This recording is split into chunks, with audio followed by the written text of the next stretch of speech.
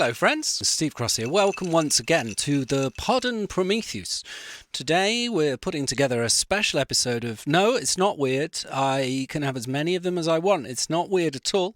And I'm joined by two incredible collectors, Lucy Eckersley and Becci Cooper, to look at the world of filling your house with skulls. So enjoy. No, it's not weird at all. Actually, it's completely normal and fine. And listen, you'll get it in a minute.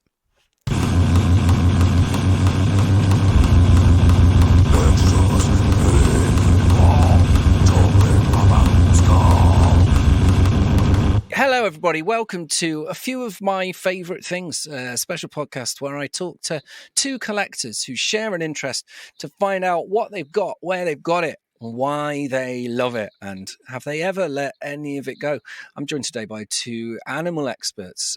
We will go in order of recency of birthday.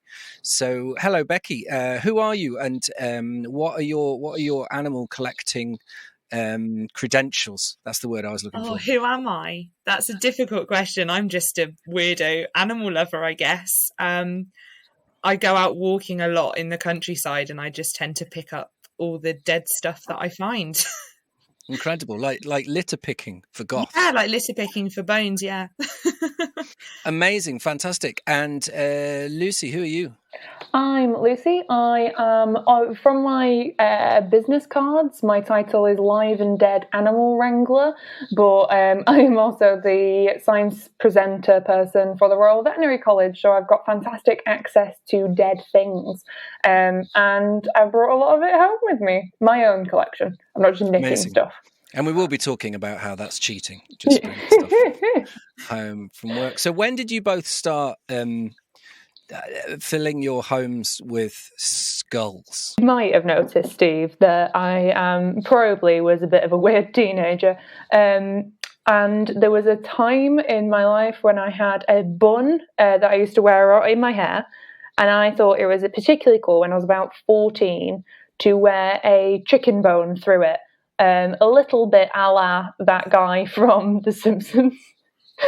I thought that was really, really cool. I have also since had earrings that are made out of taxidermied crow's feet that I've done myself. So, you know, it's been a thing throughout. I was actually vegetarian at the time of wearing the chicken bone through my hair. So, but I started quite young, but it probably wouldn't have been something that I could have had in my parents' house. They still think it's a bit peculiar when I'm like stuffing something into a bag when we're on a hike. So quite young, but it's been able to thrive while I've been living on my own in London. So just quickly, now that you understand anatomy, which bone of the chicken was it that you used to shove through your hair? I'm pretty sure it was the femur. Right. I'm pretty sure it was the femur. It's a big bone, big long bone. So you just have a KFC, run it under the tap, stick it through your hair. Exactly.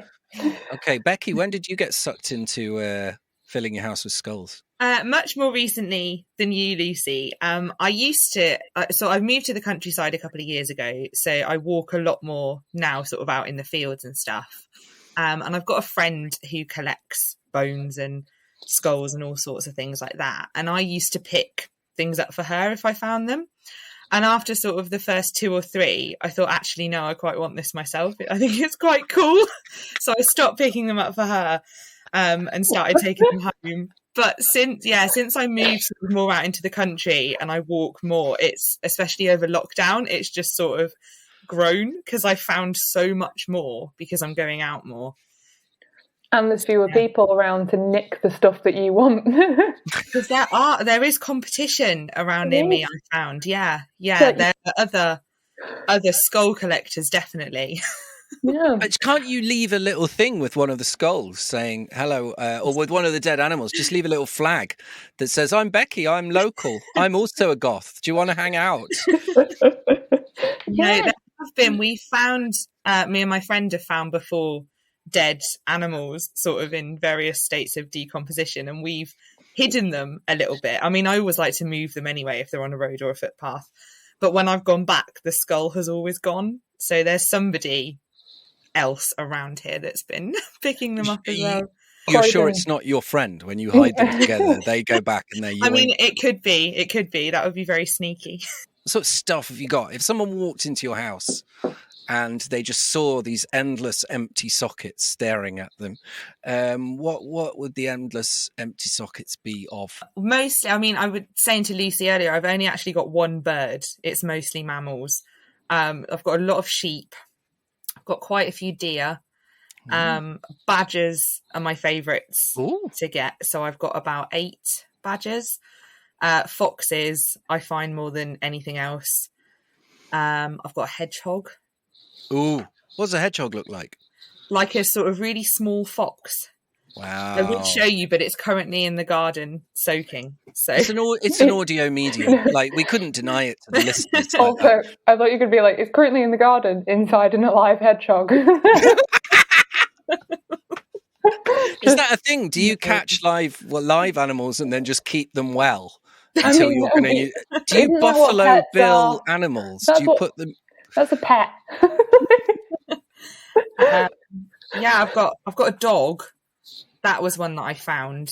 Do you know what kind of dog it was before it was? Yes, we think it's a terrier. Right. So it was found at a badger set. So I'm guessing probably one that had been used for badger baiting and had been left there.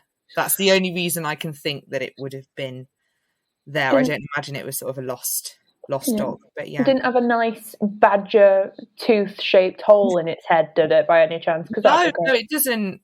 It doesn't have any sort of mark on it at all. But a little menace. I love terriers, but yeah, menaces. Just died of shame from being used in badger baiting, probably. Amazing. So you've got like this lovely vignette of the English countryside in stripped and bleached form. Are they bleached? What do you do? So take me through the process. We're going to find out about Lucy's collection in a minute. Take me through the process. You're on a walk. There's I'm trying to think. No, there's a sheep. Bump.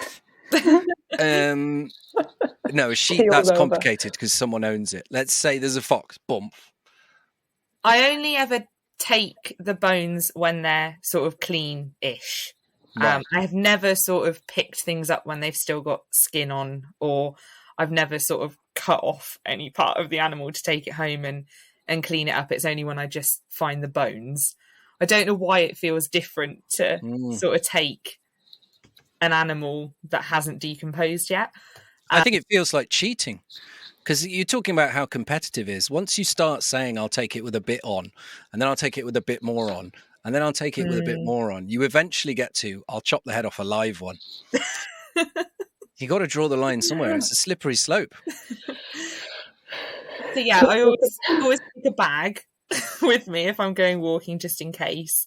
And yeah, just basically I just bring it home. I sort of soak it in just soapy water just to clean it up. I've got toothbrushes and everything to clean all the dirt off. And then, do you buy special toothbrushes, or are they your old toothbrushes that aren't allowed in your mouth anymore? No, it's the same toothbrush that I use to brush my teeth in the evening. No, I'm just kidding. No, I just buy. I don't know about goth lifestyles. That might be a thing. It might give you more of Satan's power to do that or something. I don't know. Bones, teeth, same thing. Lucy, are you just a bone picker-upper, or do you like them a bit more fleshy? So, like them with a bit of meat on.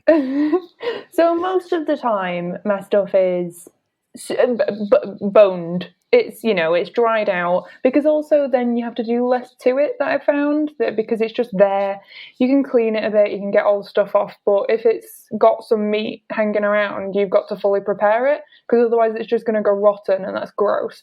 But I have prepared fully a number of different skulls, mostly cats and foxes. And I was on a trip to collect some whale carcass with a friend of mine who works for the Edinburgh Museum. He's not just like an absolute maniac. And we were in a rental van that we used to collect a rotten whale. Didn't get the deposit back on that. It was disgusting. It was properly rank by the end. Oh God, it was awful. The whale was all maggoty. But on the way, we were up in Skye and we passed a stag that had been hit by a car. It was clearly roadkill. And we both were like, sir, some good looking antlers on that stag. And he wanted to collect it for the museum because he collects specimens of all animals that have just died randomly, specifically whales and porpoises and all that kind of stuff, so that they've got that collection. So if a scientist wants to go, I want to test the spaces between the eyes on all deer that have ever died in Scotland. So he has that whole collection. So he's like, I just need to get that. And so thankfully, like, it was clear that we had all of the kit, but we were just there then getting the head off of a massive stag at the side of the road in Scotland where loads of holidaymakers are. We were like, hi, yeah, hello. Did anyone ask questions? No, God, no, you don't stop and ask questions. Someone doing that, Steve.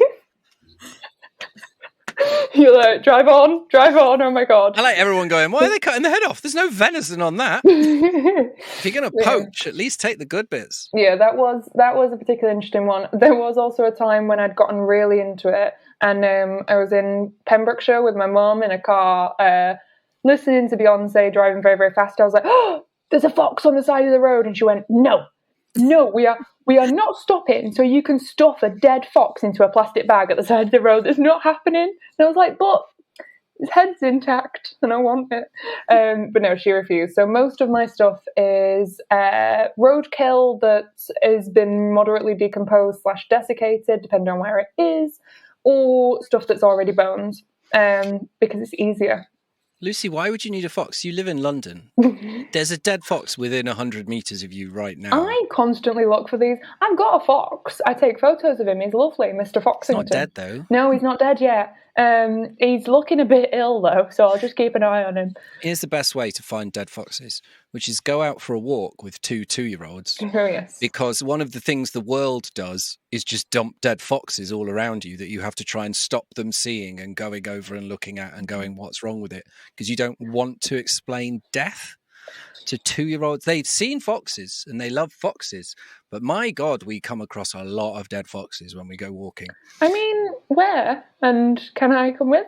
Come up next time we're going for a walk. They'll turn up, I promise. They're just, as soon as there's a nice wide open space where 2 kids can just look around, they'll be everywhere, just littered with dead foxes. Excellent. Kind of feels like your toddlers are killing foxes. No, I carry lollipops just so I can be like, look, over here on the right-hand side, lollipops. So that at no point do they go, Daddy, why is that fox lying down and has a big hole in its head? Hello, friends. Steve here in a little break. Some of you who've only listened to me in podcast land might not know that my actual real job is that I'm a live comedian and I do live nerdy comedy shows featuring nerds. And they're back. The first one is September the 15th. We're in the basement, so there's no lift. So be aware of that, of the Harrison in King's Cross.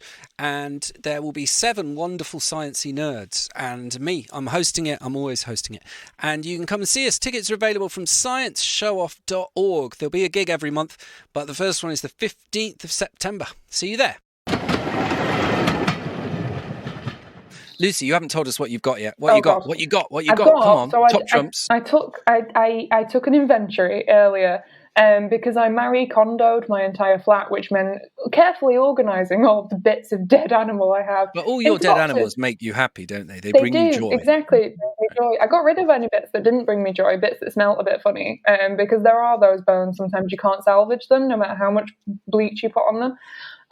But I have around about 30 mammals, which are including things like foxes. Listeners, what you couldn't see there was that after the apocalypse, people will be sellotaping 3 fox heads to a baseball bat, and that will be the most feared weapon in the wastelands. Gums and their hard palate have come out. Foxes, obviously, the teeth come out quite a lot. You have to stick them back in. And foxes' teeth are really decently long and sharp, so that would be a good weapon in the apocalypse. I've got a hedgehog. I've got a chinchilla that was given to me as a present. And I've got a Mara that I think died just outside of Whipsnade Zoo. So the little like capybara crossed with a hare. And I've got a koala that was given to me as a present as well. But only the cranium, not the mandible. And so it looks super weird. What I want to ask you both is, right, so you've got a house full of skulls. Hang about. I wanted to let you know as well, I've got 31 birds, one reptile currently in my flat. I've got 2 more at work and a frog that are both they're all mine. 2 chameleons and a frog. I've got about 15 moths, although that doesn't count in skulls, and I've got 1 spider. No moth. No skull doesn't count. Oh, it doesn't count. Okay, fine. Like, I've got a house full of spiders. And I've got like handfuls of random animal bits. Yeah. What do you with random bones? Right. Like so why do you both have a bowl of random bits? Is this just for use in spell casting, or to put in our hair? Yeah. You know how people have potpourri or like a bowl of pebbles, and it's weird, and nobody talks about how weird that is. What fragrance do you spray them with then if you're using them as potpourri? Bleach. Bleach smell. It cleans the air.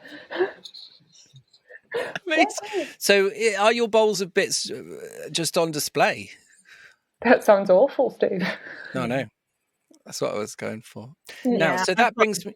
whole shelf like specifically for my skulls. Amazing. So how do people react? If someone's round at yours for the first time, Becci, they've come round for pasta and they walk in and there's just this row of... how do they react? Luckily, the only people that come to my house are sort of similar to me, and they think it's pretty cool. The first time my landlord came round to visit, I had to hide a lot of them just because I wasn't sure how he would react to it. But his wife, I'd left a sheep skull on the table outside, and I heard his wife saying, "Oh, this is really cool. What animal is this from?" So I thought, right, okay, I can get them out for the next time they come. Amazing. Plus, if you've got a no pets clause, it really only applies to live pets.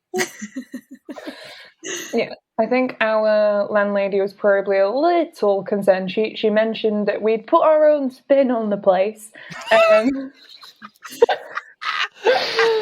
which is great. But yeah, the fact that the flat is generally filled with random nonsense anyway. Tim's got all of his gaming and guitar stuff on one side, and so I feel very, very free to fill up the rest with skulls. And they're all very, very beautifully placed next to books, like Edgar Allan Poe.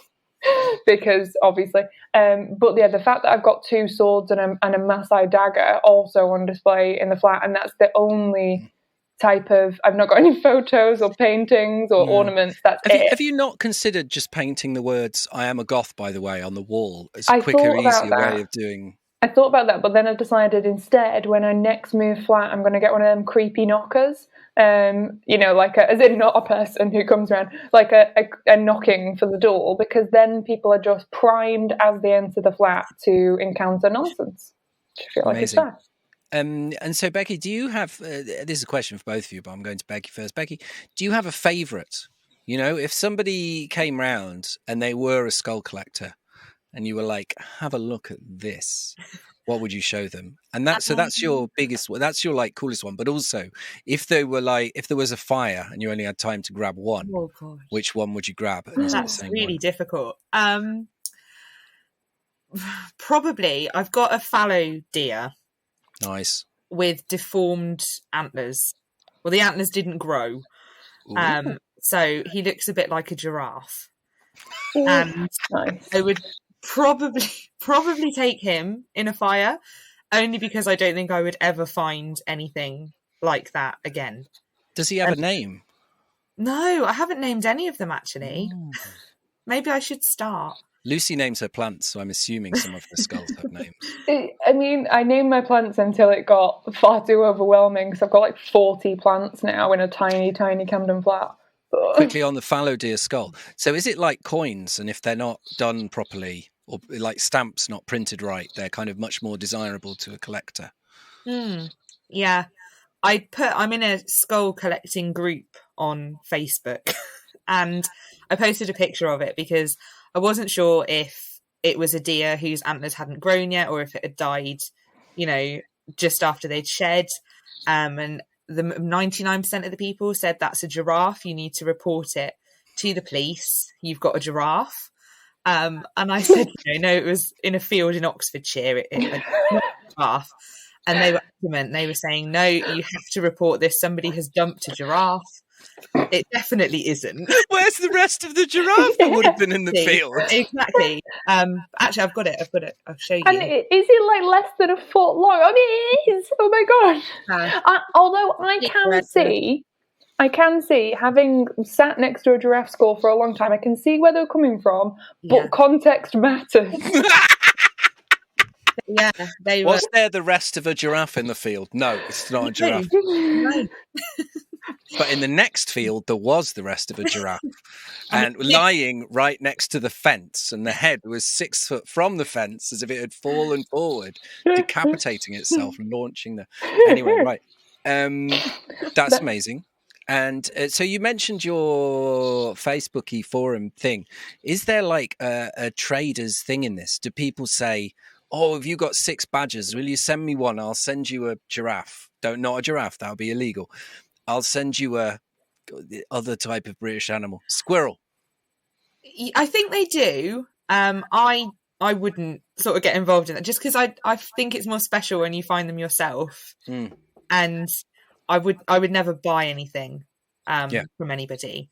But, you don't have to. You live in the countryside. I'm sure there's a big market for sort of buying them. Oh, so the sport. I'm going to use the Victorian term. The sport fallow deer, is that your like heirloom that will be passed on through generations? Yeah. Although I don't think any of my family would want it. Well, I'm trying to figure out if I can give my own skull to my family after I die. I think it's still illegal in the UK. All right, Jeremy Bentham. I know. No, I don't want the skin. It looks dreadful these days. Just the skull. I feel like that'd be nice. Paperweight. Yeah, there's no legal property in a human body, so you can't. I know. Guess who once had to negotiate with Gunther von Hagens to buy slices of a person? Oh yeah, I know all the law about this stuff. Gunther von Hagen is the plastination guy, so we've got lots of specimens thanks to him at the Royal Veterinary College because it makes them really usable for many, many years. But yeah, he seems like an unusual man, so I can imagine that was fun. Can I buy a slice of human? What's your favourite one? So I also You're running out your flat in a fire. What have you grabbed? I also have a deformed crow that I quite like. Its beak goes off to one side. It's very, very nice. I love a crow, obviously. So I think that would probably be one of them. But if I could have one in one hand and one in the other, then I'd do the first cat that I fully prepared. Because it was just a cool one. That was when I was doing my master's and looking at Scottish wildcats, and I had to measure their skulls, and I wanted to get used to handling the skull and knowing where all the bits were before I went and got my data set. So you killed a cat? Yeah, obviously. No, I went to the head of anatomy at the RVC and was like, do you have a cat skull that I can just look at for a little bit, practice measuring stuff on? So I was taking like 37 measurements per cat head. And he was like, no, I've got some dead cat heads though. Do you want to skin some? And a few foxes. And I was like, yes, sounds great. How is that an answer to the question? Can I borrow a cat's skull? No, here's 4 dead cats' heads. So then I have one of those cat heads. It's in a bell jar on the top of my bookcase actually, because it's quite a prized one. Because I also, nobody needs to hear this, but I also managed to fully skin it intact, including its tongue. So when it was just the cat flat afterwards, and then the skull, it was excellent. Very much enjoyed that. Becci, I can see why you just take them when they're just bones. Yeah, no. Really? It is gross, I've got to be honest with you, because if you can skin as much as you want off, but you've got to remove the eyes, which is disgusting. No matter how you look at it, it's gross. You've got to remove the brain, not fun. And then anything that's left on, you have to cold or warm macerate off, so leave to rot in boiling water. Well, not boiling, warm water. And so it proper stinks. So people who do that with big animals, like people who do cow skulls and stuff in their flat, don't understand them. It smells disgusting. A lot of people bury them instead, because then you can just leave them and they'll nature will rot everything off and you don't have to deal with it, and then you can just wash them. So that's often a way that people get around it. You need a garden, presumably. It's no good for you again, Becci. It's got such an advantage here. Literally. Countryside, garden, walks, dead giraffes randomly appearing in the fields around it. Can I ask you both a little bit about the kind of ethical implications of keeping skulls? And the only reason I ask this is I once bought somebody some taxidermy, and I told one of my friends, and my friend said, "But Steve, aren't you a vegetarian?" So I replied with the obvious, "I'm not going to eat it." Are you veggies? Are you vegans? Are you what? Yeah, I'm vegan. Vegan, right? And I get that question a lot. Like, how can you pick up these skulls and take them home if you're a vegan? So I'd love to hear what because I'm only a vegetarian, I'm the kind of the slightly weak-willed version. I don't have your strength of character. And for me, everything's vegetarian, as long as you don't read the list of ingredients on the back of it. That's why I eat Haribo. But as a vegan, so what is your answer? Well, I just think, obviously I would never kill anything ever. To sort of get the skull, or just anyway. I love animals. I find skulls really interesting. I think you can learn a lot about the animals from the skull. And I just think if I didn't pick it up, it's just going to be left there to be sort of pecked at by birds and just sort of stay there on the ground forever. So I don't see how it's any different if I pick it up and clean it and make it look nice and put it on a nice shelf, because I love that animal. But I think a lot of people do think it's strange to do that as a vegan. I think it makes perfect sense though, especially because you only pick them up as bones. It's not like you're removing meat from the ecosystem or anything like that. If once everything else has come along and eaten everything it wants to, you're just taking away the rubbish. Yeah, that's one of the reasons that I wouldn't pick anything up if it still had sort of flesh on it, because it is obviously, it's really sad that animal has died, but then that could feed another animal which might not have survived otherwise if it didn't have that roadkill or animal there to eat. Yeah, that's why if it's something that's roadkill or wild found, as in obviously the cats weren't wild found, that I'll try and remove as much of the meat as possible, but also just because it makes it so much easier for you on the other side. And it should be being utilised in the ecosystem. If there are too many goths raiding the countryside, then something's going to not get enough meat to survive. But yeah, I think there's a lot of people have different ideas when it comes to ethics of owning animal pieces, and the same way that I know a decent number of vegans who will wear, not necessarily buy, but if it's given to them as like from their grandmother or something, will wear leather or fur because it's sustainable, it's already dead, and otherwise this would be being utilised, and maybe somebody fast fashion wise would just chuck it, whereas they can like darn it and keep it nice. I think that it's fair to utilise things that have already died, particularly if you are, and for many of my specimens, they're teaching aids. Schools are really, really good to teach particularly younger kids with, because there's something really recognisable and they can really pick apart like what it is, because they know about teeth and they know about like the position of the eyes, so they can start to figure out what species it is. So I think if you're using them for something like that as well, or just for enjoyment, it's a different thing, I think. Also, I have fossils. I picked up fossils. That's a couple of 100 million years between them. It's just a dead fox plus time, isn't it, a fossil? Exactly. So, final question for both of you. If listeners are listening to this and thinking, do you know what, actually, this sounds kind of fun. While I've got no money due to the collapse of the economy and I'm going for lots more walks because of lockdown, how could listeners start on this? If somebody wanted to have, start with their very first skull, what should they do? That's difficult. Just sort of look everywhere that you can, really. I've found some of my best skulls at badger sets, because obviously in the spring, when they're getting ready to have their cubs, they excavate their tunnels and they bring out a lot of earth from the tunnels. And I found things that they've dug up for me to come and get.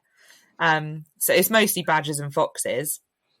But yeah, they dig up a lot. I found a lot at badger sets. Badgers are hard as shit, so presumably there's quite a lot of dead things that have been fucking with them around. In the Thunderdome. if you go to farms where they've got pheasant pens and things like that, they've got a lot of snares and traps and things around there, which you might find dead animals. But that's, the sort of murky side of it. If they just want to go for a nice countryside walk, just sort of look in the hedgerows, I would say, and just see what they can see.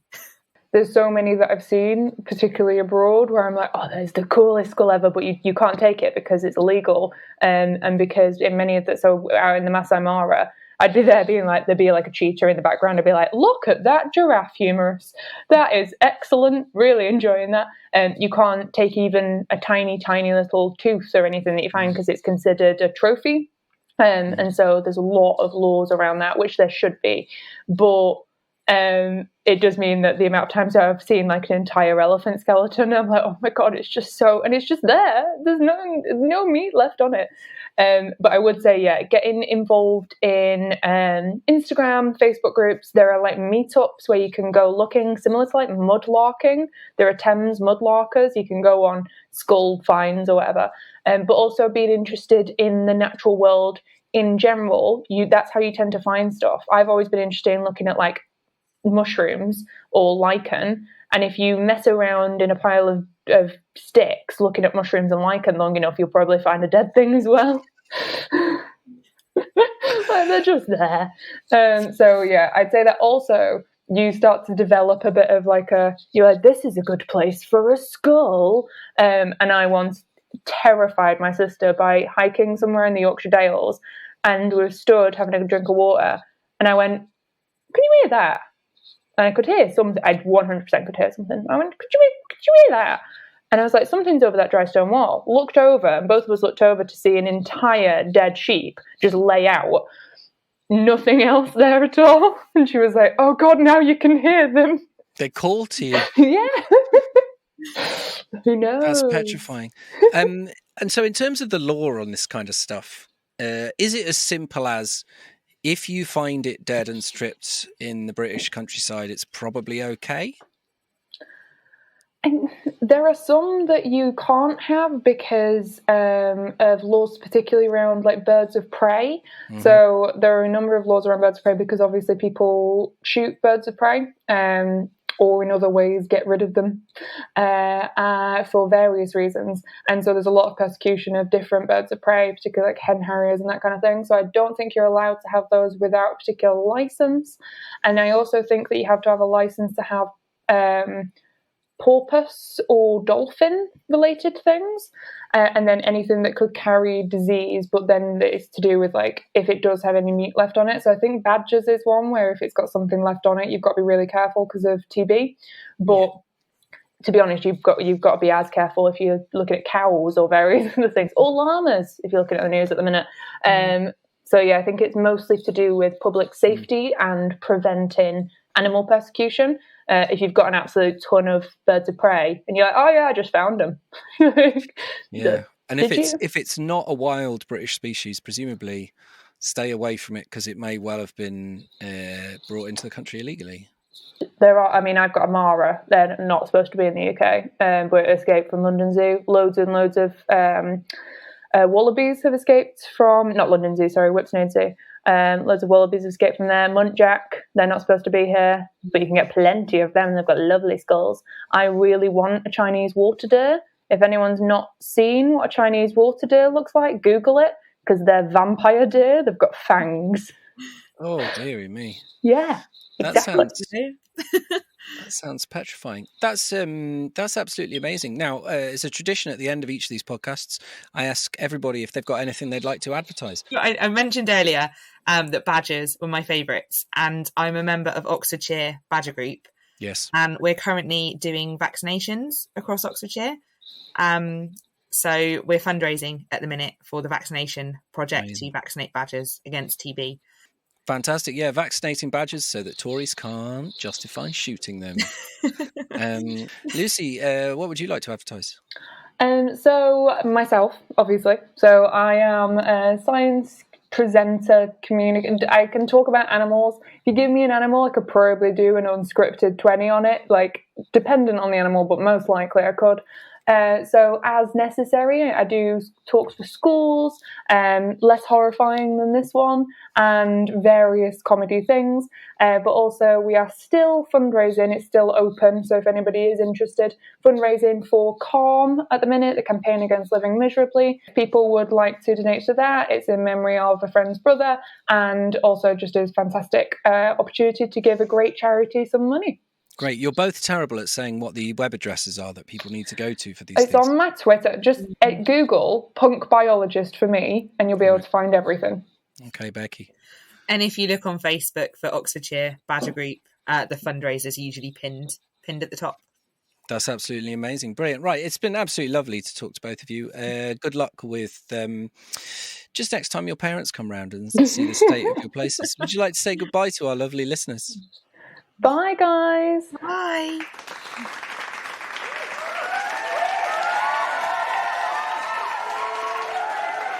The Pod on Prometheus was written and produced and directed and cut together and sound produced and growled on by me, Steve Crofts. Do come and find more of my stuff at www.facebook.com/SteveCrossComedy. See you next time.